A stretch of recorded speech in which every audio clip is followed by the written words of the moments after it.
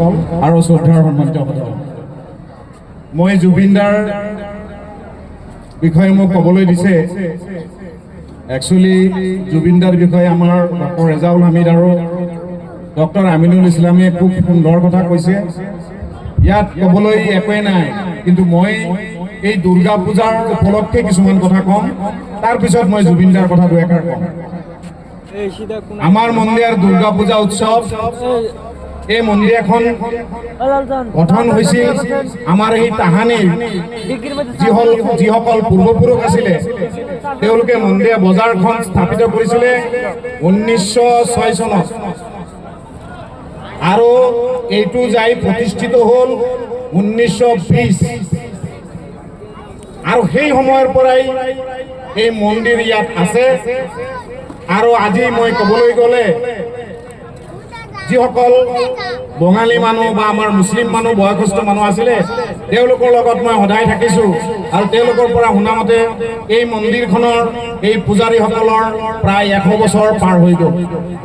মন্দিৰ LP school 1925 চনত স্থাপিত হৈছিল, আৰু এতিয়া 1925 চন আহি গ'ল, 100 বছৰ পাৰ হৈ গ'ল। এই আমাৰ হ'ল মন্দিৰৰ ঐতিহ্য। ইয়াত হিন্দু, মুছলিম, আমি অসমীয়া সকলোৱে মিলি ইয়াত বসবাস কৰোঁ। আৰু ইয়াত আমাৰ মন্দিৰত 1992 চনত যেতিয়া বাবৰি মছজিদ ধ্বংস কৰা হৈছিলে, সেই সময়ৰ পাছত ভাৰতবৰ্ষৰ গোটেই জাগাত আন্দোলন হ'লেও আমি মন্দিৰত আন্দোলন কৰিব দিয়া নাছিলোঁ, আৰু মন্দিৰখনে খুব শান্তিভাৱে সেই সময়ৰ পৰাই আছিলে। আৰু এতিয়াৰ যুৱকসকল মই এটা কথাই ক'ব খোজোঁ যে আপোনালোকে গৌৰৱ, আজি জুবিন গাৰ্গৰ শ্ৰদ্ধাঞ্জলিৰ কথা কৈছে। আমাৰ ডক্টৰ ৰেজাউল হামিদ কোৱাৰ দৰে, ডক্টৰ আমিনুল ইছলামে কোৱাৰ দৰে, জুবিন গাৰ্গৰ নিচিনা আৰু হয়তো কোনোবাই নহ'ব। আমাৰ ভাৰতবৰ্ষৰ ভিতৰত অমিতাভ বচ্চন, এই অমিতাভ বচ্চনৰ নিচিনা ভয়েস দিয়া বা নাটক কৰা, আজি চিনেমা কৰা, তেনেকুৱা তেওঁৰ নিচিনা নহ'ব, তেনেকুৱা শ্বাহৰুখ খানৰ নিচিনা নহ'ব, তেনেকুৱা সলমান খানৰ নিচিনা নহ'ব। কোনোবাই যদি হয় তেওঁৰ নিজৰ নিচিনাই হ'ব। গতিকে এই যে আমাৰ জুবিন গাৰ্গ, ইয়াৰ নিচিনা কোনো গায়কো নহ'ব, এইটো সঁচা কথা। কাৰণ জুবিন গাৰ্গ মই সিদিনা দেখিছোঁ যে এটা ফটোত তেওঁ এটা পুৰি খাই আছে, এটা ফুটপাথৰ দোকানত। কোনোবাই ফটো তুলিব, মানে কৈছে দাদা মই ফটো এটা তুলিম, কি পুৰি খোৱা বাদ দি তোলা। কিন্তু আজিকালিৰ যুগৰ যিসকল এক্টৰ, যিসকল ডাঙৰ গায়ক, তেওঁলোকে ক'লেহেঁতেন ৰ'বা মই খাই আছোঁ, দেখা নাই নেকি, পাছত ফটো তুলিব নোৱাৰা। এই হ'ল জুবিনৰ পাৰ্থক্য। জুবিনে কৈছে কোনো ধৰ্ম, কোনো জাতি নাই, মই কোনো নহয়, মই কাঞ্চনজংঘা, এইটো জুবিন গাৰ্গে কৈছিলে।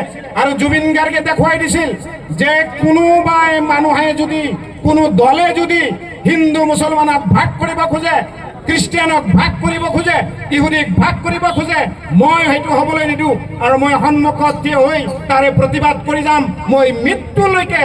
গতিকে জুবিনদাৰ নিচিনা মানুহ হোৱাটো বহুত ডাঙৰ কথা। আজি মই এটা ফটোত দেখিছোঁ যে ইজৰাইলৰ পৰা এজন বয়সস্থ মানুহ জুবিনদাৰ কাৰণে শ্ৰদ্ধাঞ্জলি দিয়াৰ কাৰণে আহিছে। ইজৰাইলৰ পৰা আজি আফ্ৰিকাৰ, নাইজেৰিয়াৰ মানুহে গান গাইছে জুবিনদাৰ কাৰণে। গান স্পষ্ট গাব পৰা নাই, তথাপি কৈছে জুবিনদা এনেকুৱা এটা মানুহ, এনেকুৱা এটা ব্যক্তি আছিলে যাৰ ভাৰতবৰ্ষ নহয়, গোটেই পৃথিৱীত 204টা দেশ আছে। 204টা দেশৰ 194 স্বীকৃতিপ্ৰাপ্ত কাণ্ট্ৰি, তাৰে প্ৰায় কাণ্ট্ৰিৰ ভিতৰত তেওঁ 4 নম্বৰ পজিশ্যনত পাইছে। ক'ত মাইকেল জেকচন, ক'ত ৰাণী এলিজাবেথ II, তেওঁলোকৰ লগত জুবিন গাৰ্গক তুলনা কৰা হৈছে। ইয়াতে কিমান আমেৰিকাৰ ৰাষ্ট্ৰপতি গৈছে, ভাৰতবৰ্ষৰ ডাঙৰ ডাঙৰ নেতা গৈছে, প্ৰত্যেকত কৰি জুবিন দা আছিল ভাৰতবৰ্ষ নহয়, গোটেই পৃথিৱীৰ মাজত 4 নম্বৰ পজিশ্যন। গতিকে তেওঁৰ লগত কাৰো তুলনা নহয়। গতিকে জুবিন দাক আমি শ্ৰদ্ধাঞ্জলি জনাইছোঁ। আৰু প্ৰথমতে আমি 4000 পন্থীৰে আমি মন্দিৰত শ্ৰদ্ধাঞ্জলি জনাইছোঁ। আৰু তেতিয়াই আমি দেখাই দিছোঁ যে জুবিন দাক মাইনৰিটি অঞ্চল, মিয়া অঞ্চলৰ 100% মিয়া অঞ্চলৰ মানুহেও জুবিন দাক ভাল পায়।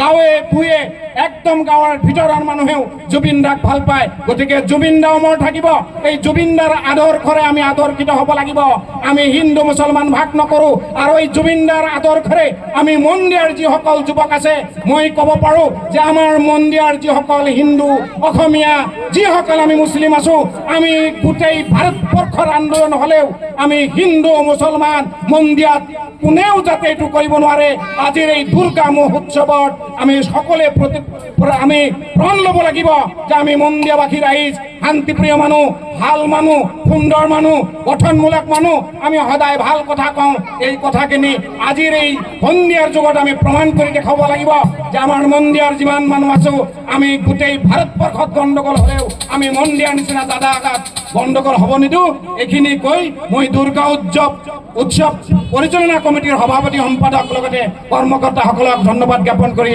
মোৰ শ্ৰদ্ধাঞ্জলি জুবিন দাক দি মোৰ বক্তব্য শেষ কৰিছোঁ খুদা হাফিজ সালাম আলাইকুম ও নমস্কাৰ